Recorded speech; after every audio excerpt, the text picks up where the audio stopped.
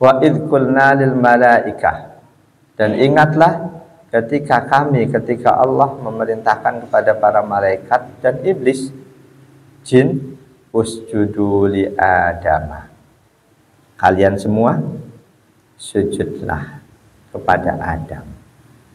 Sujud tahiyah, sujud penghormatan. Di tafsir Jalalain bukan sujud seperti kita sholat, tapi membungkuk. Sebagaimana tradisi di beberapa adat ketika menghormat membungkuk, ada yang sambil tangannya didekap di dada.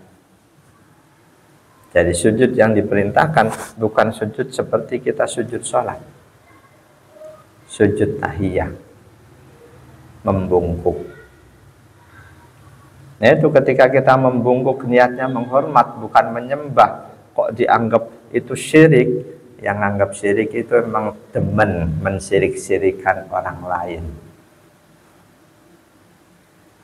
Ada sempat ramai ustadz yang bilang sungkem itu haram, syirik, menyembah orang tua.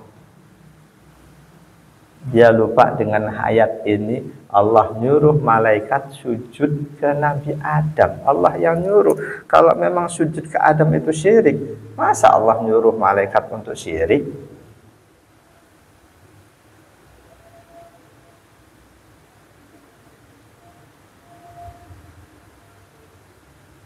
Jadi karena dalam hatinya suka menyesat-nyesatkan orang, enteng dia ngomong tradisi sungkem itu syirik.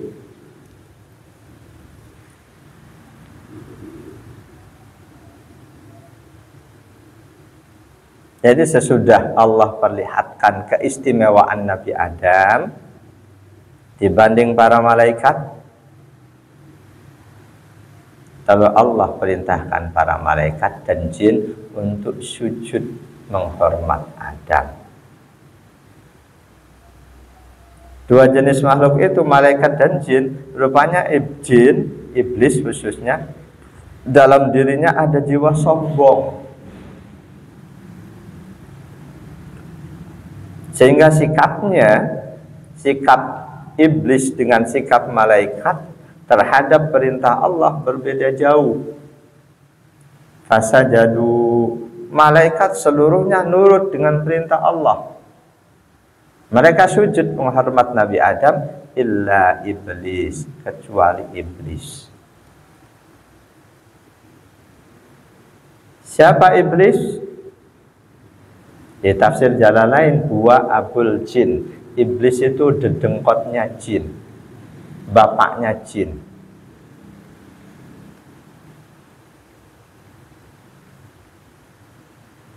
Karena bainal malaikati, saat itu iblis ada di antara malaikat. Jin-jin yang lain nurut, iblis saja yang enggak.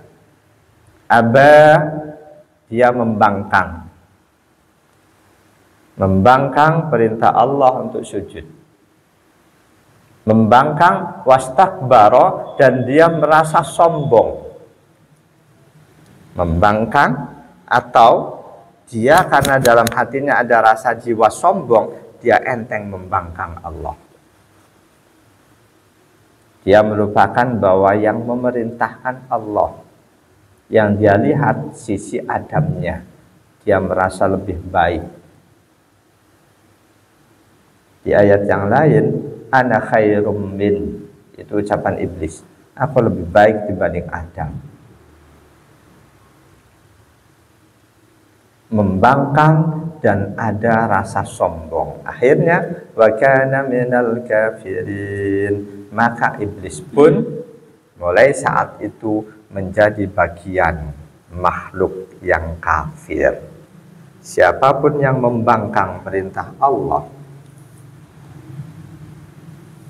apalagi ditambah dengan sifat sombong, dia kafir.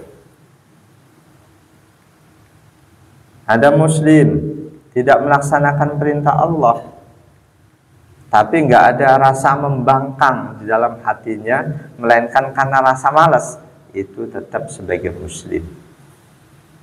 Ketika dia tidak laksanakan perintah Allah dan tidak merasa dosa sedikit pun, ngapain sholat, gua nggak perlu sholat. Membangkang, maka dia dihukumi sudah keluar dari Islam.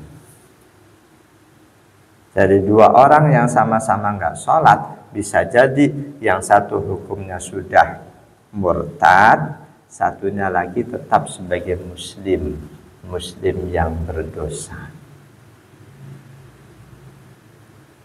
Meskipun khusus meninggalkan sholat, ada ulama yang berpandangan siapapun meninggalkan sholat wajib dengan sengaja, otomatis dia sudah murtad. Baik meninggalkannya itu karena malas, lebih-lebih karena membangkang. Ini ulama madhab Hambali. Menggunakan hadis riwayat At-Tirmidzi, man taraka sholata muta'ammidan faqad kafara jihara. Barang siapa meninggalkan sholat dengan sengaja, meskipun karena malas atau apa, maka sungguh dia telah terang-terangan kafir.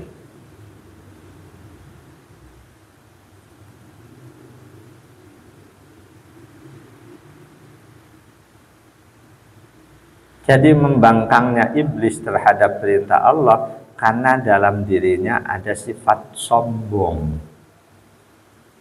Kenapa iblis sombong? Karena merasa lebih baik.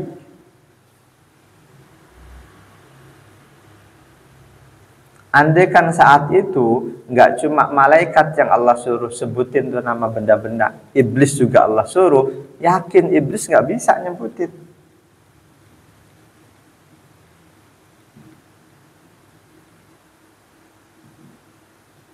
Jadi iblis membangkang perintah Allah karena dalam dirinya ada jiwa sombong. Di surah Al-A'raf ayat 12, qala ma mana'aka alla tasjuda id amartuk qala ana khairum min khalaqtani min narin wa khalaqtahu min tin. Qala, Allah tanya, ma mana'aka alla tasjuda id amartuk, apa yang menjadikanmu menolak bersujud ketika aku suruh sujud? Qala, iblis terang-terangan ngomong, ana khairum minhu, aku lebih baik dibanding Adam ya Allah. Khalaqtani min nar, kau ciptakan aku dari api, wa khalaqtahu min tin, sedangkan dia kamu ciptakan dari tanah. Dalam pandangan iblis, api lebih baik dibanding tanah.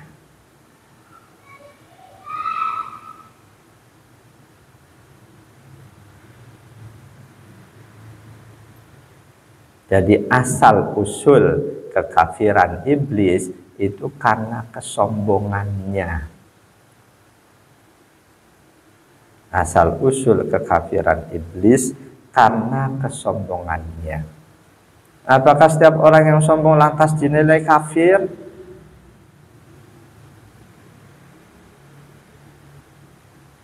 Bisa jadi iya. Karena ada hadis yang menegaskan siapapun yang dalam hatinya ada kesombongan meskipun sedikit tidak akan masuk surga. Kalau muslim, katakanlah di neraka dulu, pada akhirnya akan masuk surga juga. Jadi apakah setiap orang yang sombong dinilai kafir? Bisa jadi iya. Hadisnya an Abdullah bin Mas'udin radhiyallahu anhu. Ini hadis sahih ini. Nah itu jangan macam-macam dengan sifat sombong.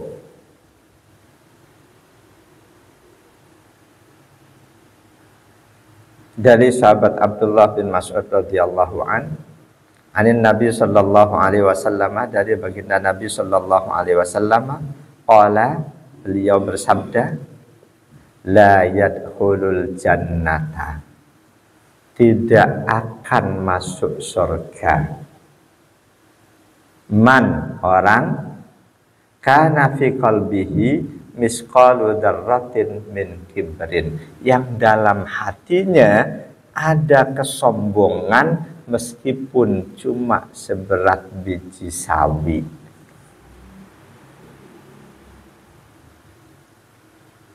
Tidak akan masuk surga setiap orang yang dalam hatinya ada kesombongan meskipun misqalu dzarrah, seberat biji sawi.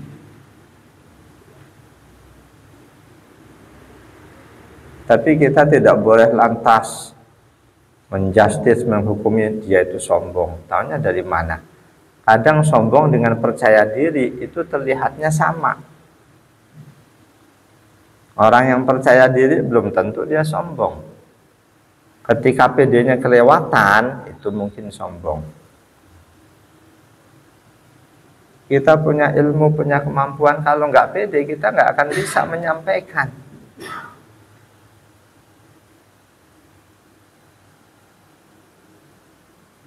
Ini hadis riwayat Imam Ahmad, Imam Muslim 275 dan Imam At-Tirmidzi. Tidak akan masuk surga orang yang dalam hatinya ada kesombongan meskipun cuma seberat biji sawi.